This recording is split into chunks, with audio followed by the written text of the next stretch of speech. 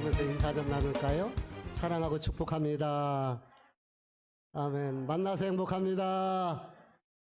아멘. 살다 보면은 뜻하지 않는 변수를 만나게 돼요. 우리가 지난 주일날 변수를 만났습니다. 우리 김미영 집사님이 선생님이잖아요. 그래서 학교 시험 감독에 들어갔는데 학생 하나가 확진이 됐다는 거예요. 그래서 아침에 보건소에서 연락이 와가지고 자가격리하라고 그렇게 연락을 받았다는 거죠. 다른 날 같으면 별 문제가 없는데 지난주에 우리가 행사가 있었잖아요. 반주자도 우리 두 분이서 우리 태빈이 또 유빈이 하는 역할이 있잖아요. 그러다 보니까 참 얼마나 당황스러운 줄 몰라요. 근데 저만 당황스러운 것이 아니고 우리 성도들도 의아해스러웠을 것이고 또 정작 두 분은 얼마나 당혹스럽고 당황했을까 그런 생각이 듭니다. 우리 특히 김미경 집사님 진짜 마음고생이 심했을 것 같고 별 생각이 마음이 전쟁터였지 않을까 이런 생각이 듭니다. 목사님 모두 음성 결과가 나왔습니다. 휴, 꼬부랑 감사하고 또 감사하네요. 휴라는 이 문자 속에서 이 집사님의 복잡한 신경, 어렵고 힘들었던 그것이 다 그 마음이 그 안에 녹아져 있는 것 같아요. 느껴지는 것 같아요. 그러면서도 참 감사하게도 해피엔딩으로 끝내서 그래서 무사해서 식구들 무사해서 너무너무 감사합니다. 살다 보면 이런 뜻하지 않은 변수를 만나지 않아야 되는데 우리 인생 속에 변수가 있단 말이에요. 그래서 때마다 일마다 지키시고 도우시는 하나님의 은혜가 필요한 것이고요. 또 주의 천군과 천사가 때마다 일마다 지켜주셔야 될 줄 믿습니다. 설사 뜻하지 않는 그런 변수를 만난다 할지라도 이것이 오히려 축복의 기회가 되어져서 왜 내게 이런 일이 있는가 나 자신을 돌아볼 수 있는 시간이 되고 또 이런 과정을 통하여서 잃어버렸던 감사를 회복하고 또 삶 속에서 우리가 무탈하게 하루 잘 지나간 거 이게 얼마나 감사한 일입니까? 그래서 일상 속에서 하나님의 은혜에 대한 감사를 무탈한 것에 대한 감사를 돌아볼 수 있는 시간이 되면은 오히려 반전의 기회, 은혜의 시간이 될 줄 압니다. 이런 일들이 있었으면 좋겠고요. 또 뜻하지 않게 서울에서 이 여주까지 예배드리러 오신 우리 조봉민 집사님이 원치 않게 지금 확진이 되셔서 수용돼 있어요. 그래서 제가 매일 전화로 이렇게 기도를 해드리고 있는 중에 있는데 우리 집사님에게도 제가 그런 얘기를 했어요. 집사님은 이제 평생 코로나 걱정 안 해도 될 것 같다고. 그렇죠? 평생. 여러분들 기도해 주시고 오늘 이 예배를 유튜브를 통해서 함께 드리게 될 텐데 우리 집사님에게도 하나님의 반전의 기회가 있기를 주님 이름으로 축복합니다. 아멘. 시편 50편은 아삽이라는 분이 지은 찬송의 시입니다. 아삽은 레이지파에 속한 사람인데 다윗 왕의 선견자라고 알려져 있고요. 또 해만과 여두둔과 함께 이 찬양을 담당했던 분이에요. 그러니까 오늘날로 쉽게 이야기하면은 찬양 성가 대장이다, 찬양 담당자다라고 보면 우리가 이해가 될 것 같습니다. 시편 50편 전체의 핵심 주제는 하나님이 기뻐 받으시는 예배, 하나님이 어떤 예배를 기뻐 받으시느냐라는 것을 가르쳐주고 있습니다. 율례와 법도를 지키며 나는 신앙생활을 잘한다고 말을 하고 있지만은 죄를 짓고 악을 행하는 그들을 책망하는 거예요. 그러면서 하나님이 진짜 기뻐하시는 제사가 어떤 제사인가 이것을 알려주고 있습니다. 오늘 우리가 함께 읽지 않았지만 몇 절 성경 구절을 같이 읽어볼게요. 17절 말씀을 읽어보도록 합니다. 같이 읽어볼게요. 시작. 내가 교훈을 미워하고 내 말을 뒤로 던지며. 내 말이라는 말은 하나님의 말씀이라는 거야. 하나님의 말씀을 뒤로 던진다. 이게 무슨 뜻일까요? 하나님의 말씀을 한 귀로 듣고 한 귀로 흘려버린다는 거예요. 말씀은 듣는데 들은 말씀을 지키지 않는 그들에 대한 이야기인 거예요. 자, 19절 말씀을 같이 읽어볼게요. 시작. 내 입에 악을에게 내어주고 내 혀로 거짓을 꾸미며. 18절부터 읽어야 되겠네. 같이 읽어봅니다. 시작. 도둑을 본즉 그와 연합하고 간음하는 자들과 동류가 되고. 도둑을 본즉 그와 연합한다는 거예요. 한통속이란 말입니다. 한통속. 요즘요 허가받은 도둑놈들이 얼마나 많은지를 몰라요. 그 대표적인 케이스가 대장동 사건이 아닐까 생각합니다. 돈 주고 뇌물 받고 돈으로 해결하는 거예요. 이게 다 도둑놈들인 거예요. 근데 그 시대도 그랬다는 거예요. 이 간음하고 이 정상적인 것이 아니잖아요. 근데 이게 죄성을 가지고 있는 인생의 모습이에요. 그 다윗 시대나 오늘 우리 시대나 인간이 이렇게 죄를 짓고 있음을 보게 됩니다. 또 우리 19절에 보니까 내 입을 악에게 내어주고 내 혀로 거짓을 꾸미며, 이 말로 입으로 죄를 짓는 거예요. 온갖 입으로 거짓말하고 사람들을 해하고 남의 것들을 아프게 하고 상처를 주고 입으로 하는 죄입니다. 20절 말씀 읽어볼게요. 시작. 앉아서 내 형제를 공격하며 내 어머니의 아들을 비방하는도다. 뭐 하면서 뭐해서?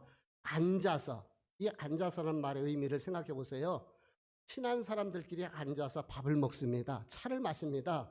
그리고 공동체 내에 있는 식구들을 향하여서 비방하고 험담하고 조롱하고, 쉽게 해서 뒷담화. 우리가 그렇잖아요. 완전히 뒤에서 씹는다고 그런 얘기를 했잖아요. 그러고 있는 그들의 모습을 보여줍니다.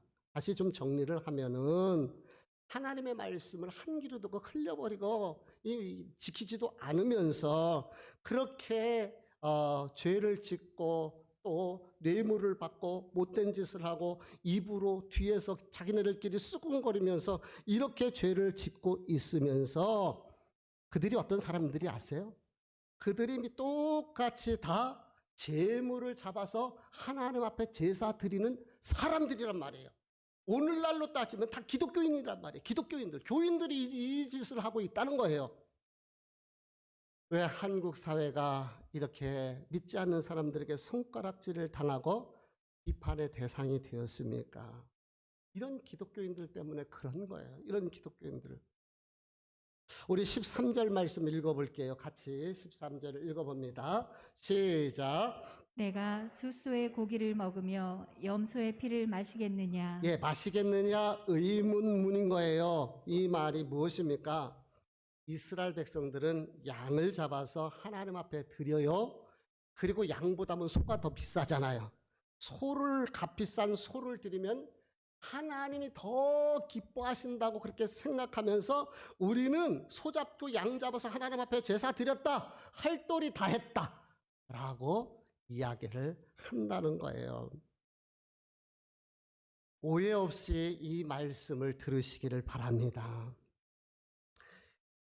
예배를 향하여 간절한 마음, 하나님을 향하는 통회하는 진실함 없이, 구원의 감사와 기쁨 없이 주일이니까 그냥 와서 의무적으로 예배 드리고 내 할 도리 다 했다 하는 사람들의 모습이라는 거예요. 많은 사람들이 오늘 그렇죠. 썬데이 크리스찬들이 얼마나 많습니까? 주일날이니까 늘상 해왔으니까 그래서 교회 가 예배합니다. 그리고 의무 방어전 한 거예요. 내 할 도리를 다 했다고 생각하는 것이죠. 구약의 제사가 왜 있습니까? 구약의 제사는 죄 때문에 있는 거예요. 무슨 얘기입니까? 우리 인간이 죄인이기 때문에 하나님 앞에 나갈 수가 없어요. 거룩한 하나님 앞에 죄성을 가지고 나갈 수가 없습니다. 어찌 감히 거룩한 하나님 앞에 죄인된 인간이 나갈 수가 있겠어요? 그러니까 한 마리 짐승이 대신해서 죽는 거예요. 나를 대신해서 저 짐승이 피 흘려 죽음으로 내가 하나님 앞에 나갈 수 있는 살 길, 생명의 길이 열리는 거예요. 한번 생각을 해보세요. 짐승이 죽을 때에 얼마나 고통스럽겠습니까? 비명을 지르면서 몸부림치는 거예요. 근데 내가 그렇게 그 죄로 말미암아 몸부림치며 죽어야 할 존재였던 거죠. 그런데 하나님께서 나의 죄를 그 죄의 짐승에게 전가를 시키고 내가 하나님 앞에 나가서 예배할 수 있는 길을 열어주신 거예요. 제사할 수 있는. 이게 얼마나 특권이고 얼마나 감사고 얼마나 은혜입니까? 그 제물은 우리의 대신한 희생 제물이 되는 것이죠. 근데 사람들은 내가 소유한 거, 그 당시에는 짐승이 비싸요. 동물들이 비싼 겁니다. 양을 잡아드리고 소를 잡아드리고 나 이렇게 하나님 앞에 예배했다 이렇게 하면서 스스로 만족하고 자랑하며 다녔던 것이죠. 이런 이스라엘 백성들을 향하여 하나님은 참으로 두렵고 무서운 말씀을 선포하는데 먼저 22절 말씀을 읽어보도록 합니다. 같이 앞에 부분을 읽어볼게요. 시작. 감사로 제사를 드리는 자가 나를 영화롭게 하나니 22절 다시 시작. 하나님을 잊어버린 너희여 이제 이를 생각하라. 하나님을 잃어버린 너희여. 하나님의 경고가 나옵니다. 뭐라고요? 하나님을 잃어버린 너희여. 이 경고를 들었을 때 그들은 놀랐을 거예요. 왜냐하면 한 번도 하나님 잃어버린 적 없습니다. 늘 짐승을 잡아서 하나님 앞에 제사했어요. 근데 성경은 하나님을 잊어버린 자라고 얘기를 해요. 하나님을 잊어버린 자들. 이 경고는 주일날 빠짐없이 교회에 나와 예배하는 저와 여러분을 향한 경고일 수 있습니다. 하나님을 향한 간절함, 진실함, 구원의 은혜, 그 은혜에 대한 감격을 잃어버리고 몸만 앉아있는 예배, 하나님을 잊어버린 예배인 거예요. 하나님을 잊어버린. 오늘 우리가 하나님 앞에서 하나님을 잊어버린 성도들이 되지는 않았는가? 이게 얼마나 두려운 얘기예요. 얼마나 무서운 얘기예요. 그 다음에 경고 뒤에 뭐라고 말씀을 하시느냐 하면은 생각하라. 그렇지 아니하면은 내가 경고하는데 이거 깨닫지 못하면은 내가 너희를 찢으리니 건질 자가 없으리라. 뭐 하신다고요? 찢으신다는 거예요. 찢어요. 우리나라 사형 제도 중에 능지처참이라는 게 있잖아요. 얼마나 무섭습니까? 사지를 찢는 거예요. 생각해 보세요. 하나님께서 저와 여러분을 찢으신다고 생각을 해보세요. 이게 얼마나 두렵고 얼마나 무서운 얘기인 거예요. 하나님이 찢어버리시는 거예요. 신명에서 우리 스크린을 보면서 신명에서 32장 우리 15절 말씀을 같이 읽어봅니다. 시작. 그런데 여수run이 기름짐에 별로 찼도다. 내가 살찌고 비대하고 윤택하며 자기를 지으신 하나님을 버리고 자기를 구원하신 반석을 업신 여겼도다. 예, 잘 보세요. 자기를 지으신 하나님을 버리는 거예요. 지으신 하나님. 이게 무슨 얘기입니까? 하나님께서 서운한 마음을 그대로 표현해내신 거예요. 아픈 마음을 표현해내셨어요. 이스라엘 백성들을 홍해를 건너고 광야를 지나서 가나안 땅에 들여보내셨어요. 근데 그들이 살만합니다. 먹고 살만해요. 그러니까 하나님을 잊어버린 거예요. 그렇다고 그들이 제사하지 않은 거 아닙니다. 늘 그들은 신앙생활을 했습니다. 그런데 성경은 그들이 하나님을 잊어버렸다고 하는 거예요. 오늘날 우리는 저와 여러분은 냉정하게 내 신앙을 점검해 보아야 돼요. 우리가 주일날 변함없이 교회 나와서 하나님 앞에 예배합니다. 나 그것에는 감사가 없어요. 예배는 형식으로 빠져 있습니다. 진실이 담기지를 못해요. 입으로는 찬양합니다. 그런데 가슴 속에는 냉랭하고 딴 생각하고 앉아 있는 거예요. 바쁘다고 핑계로 하나님을 잊어버리진 않았습니까? 직장 때문에 하나님 잃어버리진 않았나요? 피곤하다고 하나님을 등한시하진 않았습니까? 입으로는 주여 주여 하면서도 가슴에서는 하나님을 향한 사랑과 열정이 식어버리진 않았습니까? 술에 물 탄 듯 물에 술 탄 듯 뜨겁지도 않고 차갑지도 않으면 내 입에서 토해내신다고 하나님이 말씀하시지 않았습니까? 우리가 자신의 신앙을 점검해보고 체크업했으면 좋겠습니다. 하나님을 향한 중심. 나는 정말 하나님을 사랑하고 있는가? 시편 51편, 시편 31편 15절 말씀해 보니까 나의 앞날이 주의 손에 있사오니. 그렇습니다. 저와 여러분의 앞날이 하나님의 손에 있어요. 주님의 손에 있습니다. 아멘이십니까? 저와 여러분의 앞날이 하나님의 손에 달려 있어요. 근데 그 앞날을 하나님이 찢어놓으시면 어떻게 되겠느냐 말입니다. 우리의 자녀의 앞날이 하나님의 손에 있습니다. 근데 그 하나님께서 그 자녀들의 앞길을 찢어놓으시면 어떻게 되겠어요? 얼마나 두렵고 무섭습니까? 하나님은 주신 자이기도 하지만은 거두어 가시는 분이시기도 합니다. 그분은 우리를 높이시기도 하지만은 우리를 낮추시는 분이시기도 합니다. 그분은 우리를 부유케 하시기도 하지만은 가난하게도 하시는 분이에요. 그분은 공의의 하나님이시고 반면에 사랑의 하나님이시기도 합니다. 우리가 그토록 중요하게 생각하는 가정을, 물질을, 건강을, 사업을, 직장을 찢어버리시면, 깨트려버리시면 하나님께서 경고하시는 거예요. 경고하시는 거예요. 그렇다면 이제 답이 필요한 거 아닙니까? 자, 그럼 어떻게 해야 됩니까? 23절은 우리에게 답을 가르쳐주고 있어요. 23절 말씀을 같이 읽어봅니다. 시작. 감사로 제사를 드리는 자가 나를 영화롭게 하나니. 할렐루야. 다시 읽습니다. 시작. 감사로 제사를 드리는 자가 나를 영화롭게 하나니. 아멘. 우리 크게 아멘. 여기서 영화롭게 한다라는 말은 하나님을 높여드리고 기쁘시게 한다라는 그런 말씀인 거예요. 그러니까 감사로 드리는 예배가 하나님을 높여드리고 하나님을 기쁘시게 해드리는 이 예배가 신령의 예배고 이 예배가 진정의 예배인 것이에요. 하나님은 저와 여러분에게 뭔가 특별한 것을 가져오라고 요구하시지 않습니다. 특별한 재물, 특별한 준비, 특별한 형식, 그것을 우리 주님께서 요구하시는 것이 아니에요. 그럼 하나님이 요구하시는 것이 무엇입니까? 너무 쉬운 것인데 너무 쉽게 잃어버리는 우리의 마음과 중심이 하나님 앞에 드려지기를 원하는데 사람들은 그렇지 않고 재물만 드리고 제사만 드렸다고 끝났다고 생각을 하는 것이죠. 감사의 제사를 드리기를 원하는 이 주님의 마음은 다시 바꿔놓으면 하나님께서 우리의 마음을 원하신다는 얘기예요. 하나님이 저와 여러분의 마음을 원하셔요. 하나님은 저와 여러분들을 너무 사랑하십니다. 너무너무 사랑하시는데 그래서 우리의 마음을 달라고 하는데 제가 가끔가다 말씀드리는 얘기가 뭐예요? 너도 사랑하면 뺨 맞는다 그러잖아요. 너만 사랑해야지.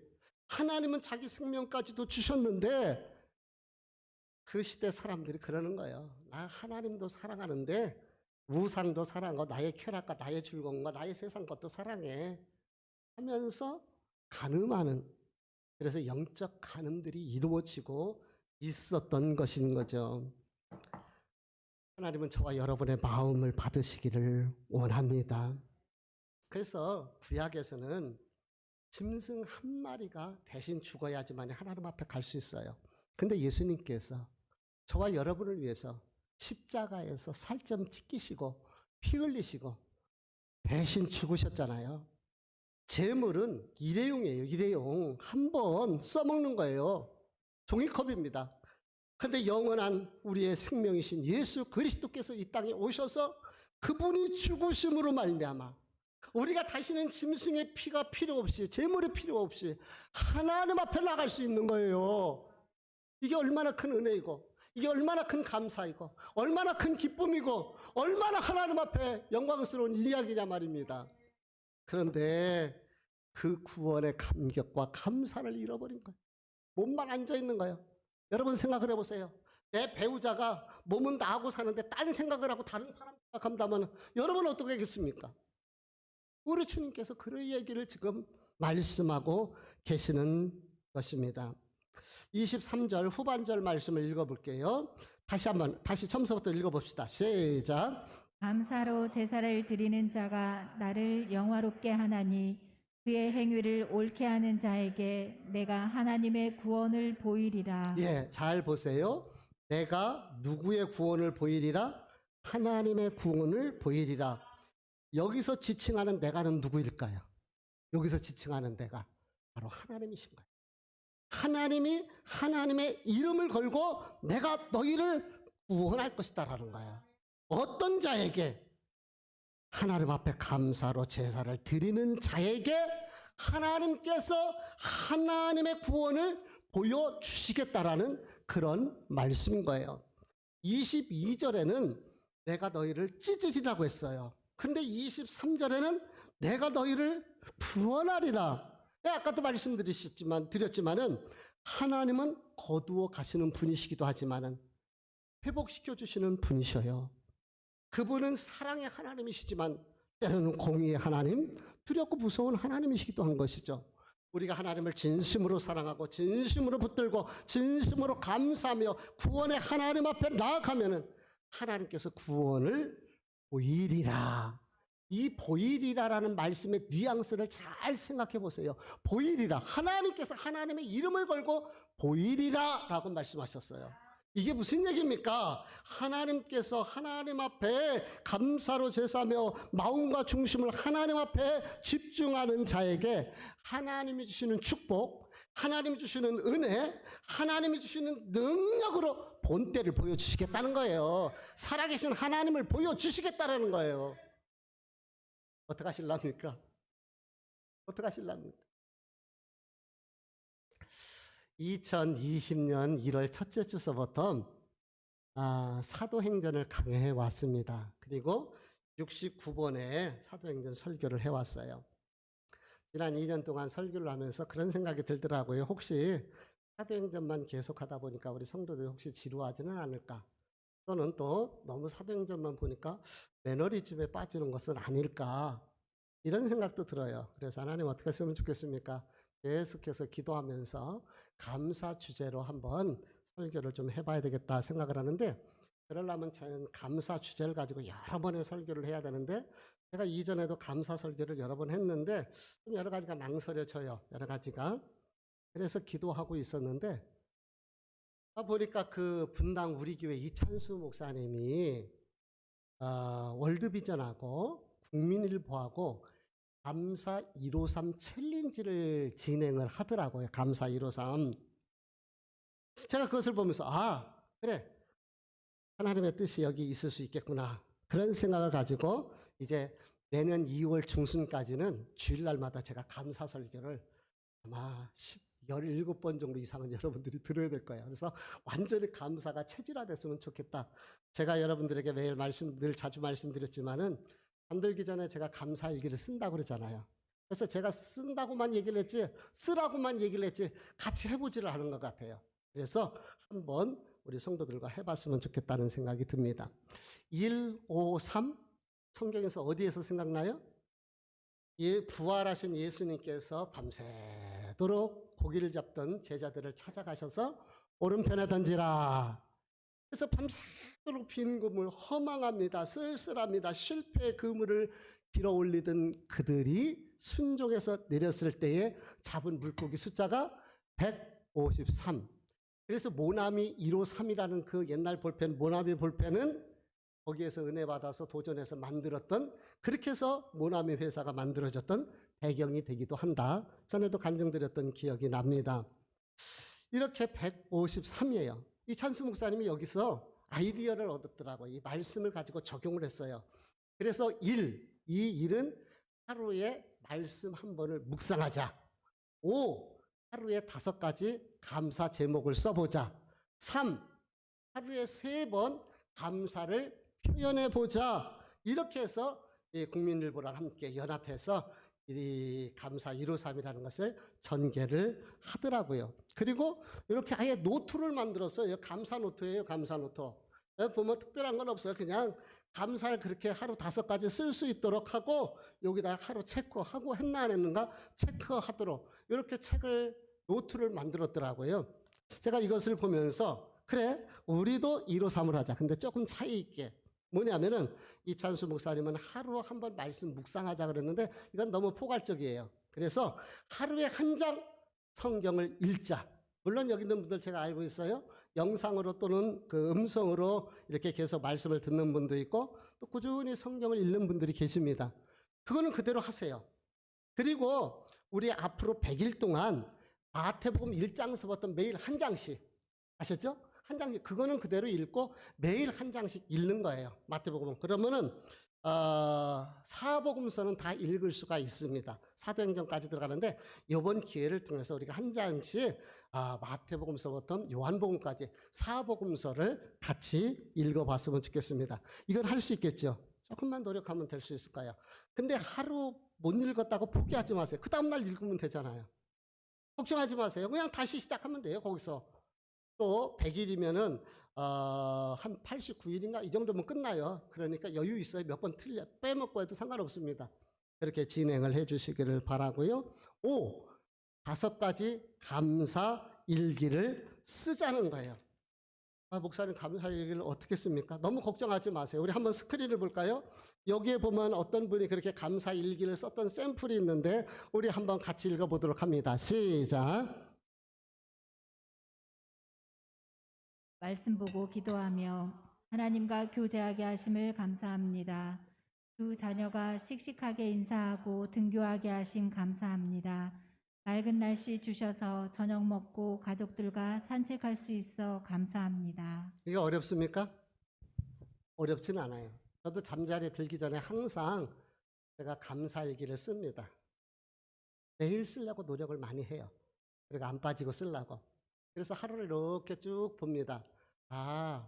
오늘 목사님들 만났는데 하나님 감사해요.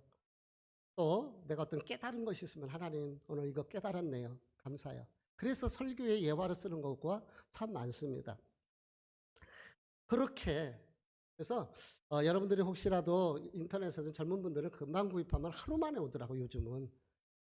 사셔서 여기다 써도 되고 저는 핸드폰 거기에다가 써요. 그러니까 핸드폰에다가 쓰면 돼요. 그냥 그 메모장에다가. 근데 꾸준히 하는 것이 중요한 것이죠. 그리고 세 번째 3은 하루 3가지를 기도하자는 거예요. 물론 기도할 텐데 이렇게 체계적으로 하면 안 빠지고 할 수 있어요. 첫 번째는 교회의 부흥과 성장을 위해서, 교회의 평안을 위해서 기도해 주십시오. 두 번째는 가족을 위해서 감사하면서 기도하는 거예요. 우리 가족의 기도 제목 있잖아요. 반복적으로 계속 하세요. 세 번째, 나 자신을 위해서. 목사님, 나라와 민족을 위해서 해야지요. 그거는 꾸준히 여러분들 하세요. 그런데 이 100일 동안 단기간 동안에 하나님께서 어떻게 우리에게 은혜를 주시는가 이것을 함께 느껴보고 싶은 거예요. 그러니까 100일 동안에는 3가지를 기도하는데 먼저 교회, 특별히 교회 기도하는 거 우리가 식사할 때마다 우리 공동 기도문 하자고 그랬잖아요. 저는 밥 먹으면서 그 공동 기도문을 하려고 노력해요. 여러 사람들이 있으면 잘 못하는데 저 혼자 식사할 때는 공동 기도를 그 기도문을 합니다. 그러니까 하루에 한 번 읽으세요. 그냥 식사 기도 동안이라도 그걸로 기도하세요. 우리가 마음이 모여지는 거잖아요. 도랑물이 모여서 시냇물이 되고 시냇물이 모여서 큰 강물이 되잖아요. 저와 여러분 한 사람의 작은 기도가 모이고 쌓이고 쌓여지면 하나님의 응답이 임해진단 말이에요. 작은 기도들이 모여져야 돼요. 오늘 감사한 것은 이 십자가를 만든 양현수 집사님이 오늘 와서 예배드리고 있어요.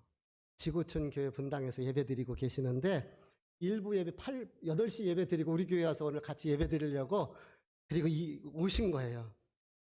보니까 큰 교회는요 중부 팀들이 어마어마합니다. 얘기 들어보니까 몇천 명에서 기도하고요. 그 담임 목사가 강단했을 때 성도들의 그 기도 지원을 받고 강단에 서는 거예요. 얼마나 당당하고 담대하겠습니까? 그러나 우리는 그렇지는 않잖아요. 그런데 기도들이 모이면 힘이 됩니다. 그래서 반복해서 기도해 주시고 여러분 가정을 위한 기도 그냥 자꾸 잊어버리잖아요. 그리고 생각을 하는데 그 기도로 안 되잖아요. 하세요. 하나님의 살아계심을 봅시다. 아멘. 하나님 말씀이 뻥이 아니라면 내가 하나님의 구원을 보이리라.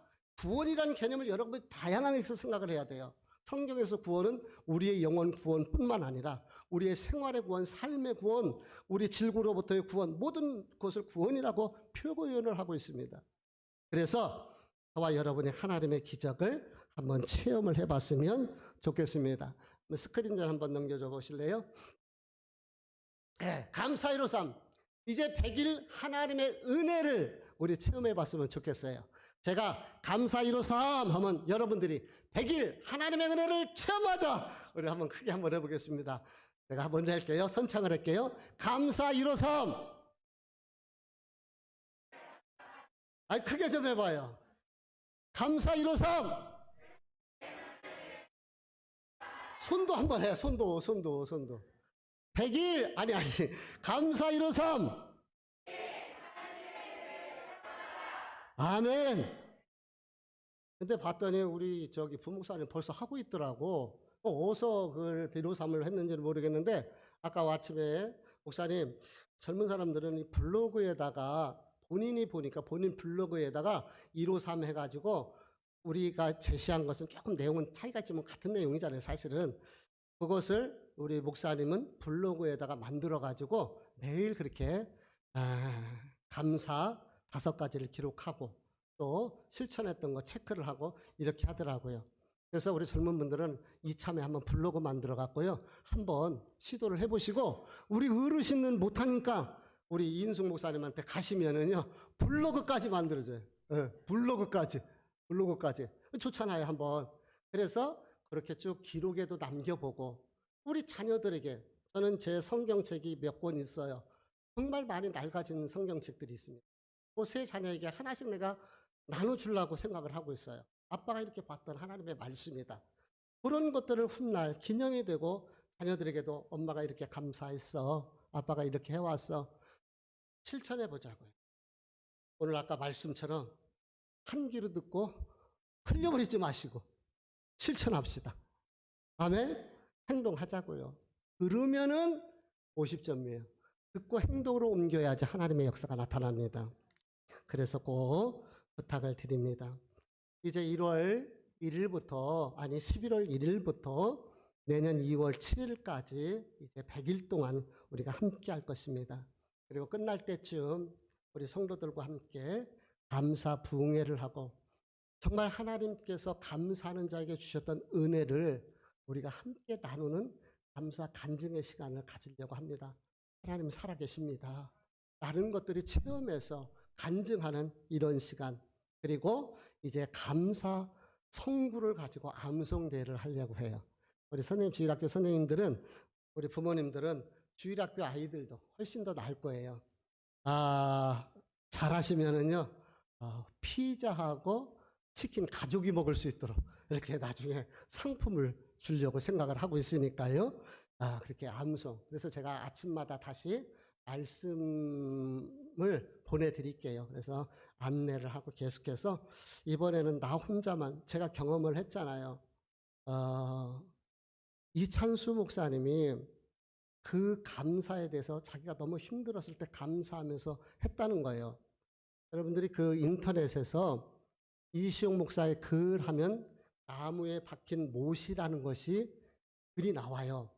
근데 그분이 추적을 하다가 보니까 이것은 원저자는 열린축복교회 이시용 목사님이시다. 이렇게 하면서 알려놨더라고요. 근데 이찬수 목사님이 설교를 하면서 제가 썼었던 그 내용을 예화로 사용을 한 거예요.